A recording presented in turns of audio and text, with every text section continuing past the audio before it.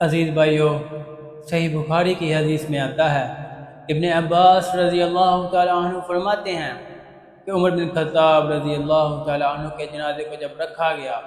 تو عمر بن خطاب رضی اللہ تعالیٰ عنہ کے جنازے کو لوگوں نے گھیر لیا۔ عمر بن خطاب رضی اللہ تعالیٰ عنہ کے لیے لوگ اللہ رب العزت سے دعائیں اور مغفرت طلب کرنے لگے۔ ابن عباس رضی اللہ تعالیٰ عنہ فرماتے ہیں کہ میں بھی وہاں پہ موجود تھا تو دیکھتا کیا ہوں کہ جب عمر بن خطاب رضی اللہ تعالیٰ عنہ کے جنازے کو اٹھانے سے پہلے اچانک ایک شخص آتا ہے جو میرے کندھے کے اوپر ہاتھ رکھتا ہے، عمر بن خطاب رضی اللہ تعالیٰ عنہ کے لیے دعائے مغفرت کرتا ہے اور ساتھ میں فرماتا ہے، اے عمر، تو نے اپنے جانے کے بعد کوئی ایسا شخص نہیں چھوڑا جو عمل اور کردار کے اعتبار سے مجھے سب سے زیادہ محبوب ہو، اور میں خود تمنا کروں کہ جب میں اللہ رب العزت سے ملوں تو تم جیسا بن کے ملوں۔ اور ساتھ فرمایا کہ اللہ کی قسم، مجھے یقین تھا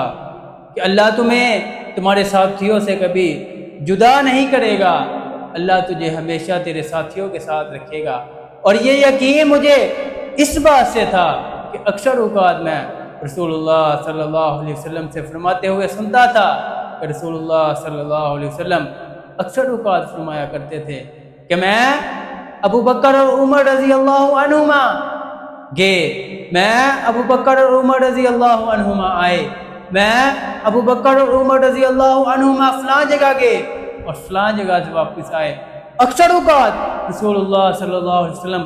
جب بھی بات کرتے اپنا اور اپنے دونوں ساتھیوں کا ذکر کرتے، وہ ساتھی ابو بکر اور عمر رضی اللہ عنہ تھے۔ ابن عباس رضی اللہ تعالیٰ عنہ فرماتے ہیں کہ وہ شخص کوئی اور شخص نہ تھا، میں نے اپنے چہرے کو پیچھے موڑ کر دیکھا تو وہ شخص حضرت علی رضی اللہ تعالیٰ عنہ تھے،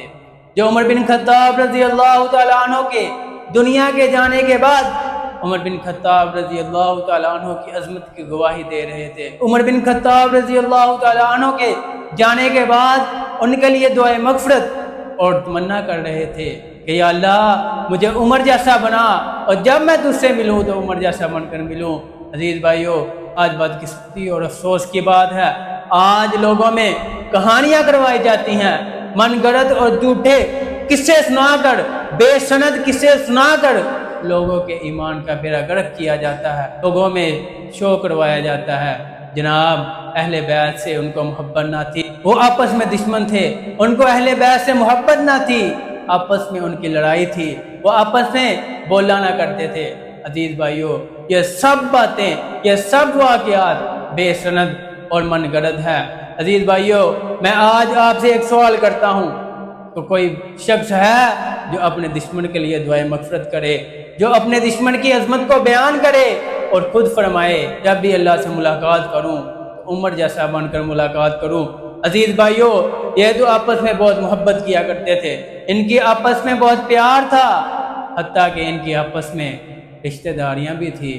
ہم اللہ سے دعا کرتے ہیں کہ یا اللہ ہم سب کو صحابہ اکرام رضوان اللہ علیہم اجمعین سے اور اہل بیت رضی اللہ عنہم اجمعین سے حقیقی محبت کرنے کی توفیق عطا فرما، اور ہمیں ان کی سیرت کو اپنانے کی توفیق عطا